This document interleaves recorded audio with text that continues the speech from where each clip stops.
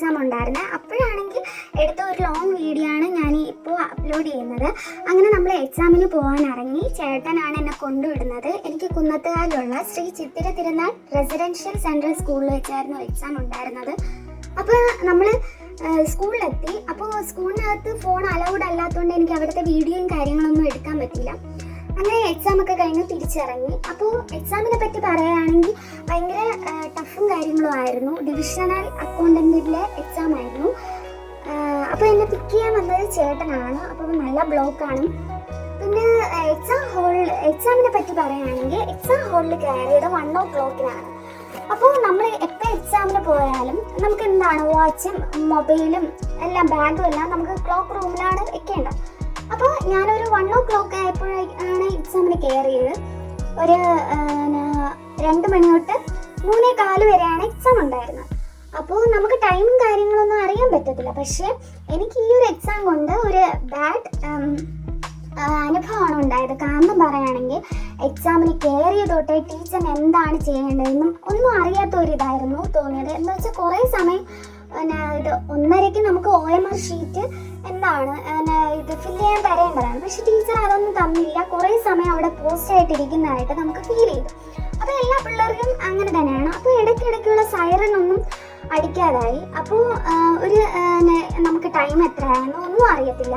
അപ്പോൾ എക്സാം കഴിഞ്ഞെന്ന് അറിഞ്ഞത് അടുത്ത ഹോളിലെ പിള്ളേർ ഇറങ്ങിപ്പോയപ്പോഴാണ് എക്സാം കഴിഞ്ഞെന്ന് അറിഞ്ഞത്. അപ്പോൾ എക്സാം കഴിയുമ്പോഴുള്ള ആ ഒരു ബെല്ല് പോലും നമുക്ക് തന്നിട്ടില്ലെന്നാണ്. അപ്പോൾ ഫസ്റ്റ് ടൈമാണ് എനിക്ക് ഇങ്ങനെ ഒരു ഇതുണ്ടാവുന്നത്. ഇതുവരെയും എൻ്റെ ലൈഫിൽ ഞാൻ കുറേ അധികം PSC ടെസ്റ്റ് എഴുതിയിട്ടുണ്ട്. ഒരു 10ഓളം എഴുതിയിട്ടുണ്ട്. പക്ഷേ ഇതുവരെയും ഇങ്ങനത്തെ ഒരു അനുഭവം ഉണ്ടായിട്ടില്ല.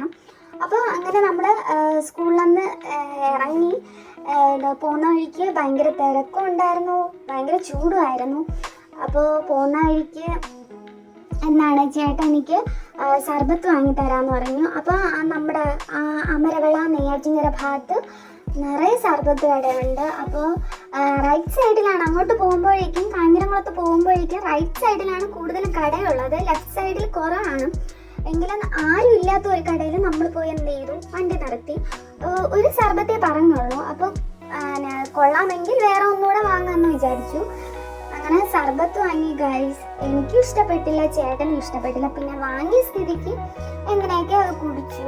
അപ്പോൾ 50 രൂപയായിരുന്നു. പക്ഷേ ഇതിന് മുന്നേ ഞാൻ ഇവിടെ നിന്ന് കുടിച്ചിട്ടുണ്ട്. ഈ കടയിൽ നിന്നല്ല, വേറെ കടയിൽ നിന്ന് കുടിച്ചിട്ടുണ്ട്. പക്ഷേ അതൊക്കെ നല്ല ടേസ്റ്റ് ആയിരുന്നു. പക്ഷേ ഇതെനിക്ക് ഇഷ്ടപ്പെട്ടില്ല. അപ്പോൾ അങ്ങനെ നമ്മൾ തിരിച്ച് അവിടെ നിന്ന് നെയ്യാറ്റിൻകരയിൽ തിരിച്ച് കാഞ്ഞിരംകുളത്തേക്ക് പോവുകയാണ്. അപ്പോൾ പോകുന്ന വഴിക്ക് ഒരു ചേട്ടനാണെങ്കിൽ മീൻ വിൽക്കുന്നത് കണ്ടു. അപ്പോൾ വീട്ടിലാണെങ്കിൽ മീനില്ല. അപ്പോൾ വിചാരിച്ചു വാങ്ങാമെന്ന് വിചാരിച്ചു. അങ്ങനെ ചേട്ടൻ വണ്ടി നിർത്തി. നത്തോലി, നമ്മുടെ നാട്ടിൽ നത്തോലി എന്നാണ് പറയണത്. നിങ്ങളുടെ നാട്ടിൽ എന്താണെന്ന് എനിക്ക് അറിയത്തില്ല. അങ്ങനെ നത്തോലി വാങ്ങി. ഒരു കവർ 100 രൂപയാണ്. അപ്പോൾ നല്ല ഫ്രഷ് ആയിരുന്നു, പച്ചയായിരുന്നു. അതുകൊണ്ടാണ് പിന്നെ വാങ്ങിയത്. അങ്ങനെ വാങ്ങി നമ്മൾ നേരെ വീട്ടിലേക്ക് പോയി. അപ്പോൾ ഇന്നൊരു കുഞ്ഞു വ്ളോഗാണ്. അപ്പോൾ എനിക്ക് വീഡിയോ എടുക്കണമെന്ന് തോന്നി, അങ്ങനെ എടുത്തു. അപ്പോൾ എനിക്കുണ്ടായ അനുഭവം ഞാൻ നിങ്ങളോട് പങ്കുവെച്ചു. അപ്പോൾ ഇന്നത്തെ വീഡിയോ ഇത്രയേ ഉള്ളൂ. വീഡിയോ ഇഷ്ടമായാൽ ലൈക്ക് ചെയ്ത് സപ്പോർട്ട് അറിയിക്കാൻ മറക്കരുത്. ബൈ. എൻ്റെ ചാനലൊന്ന് സബ്സ്ക്രൈബ് ചെയ്തേക്കണേ.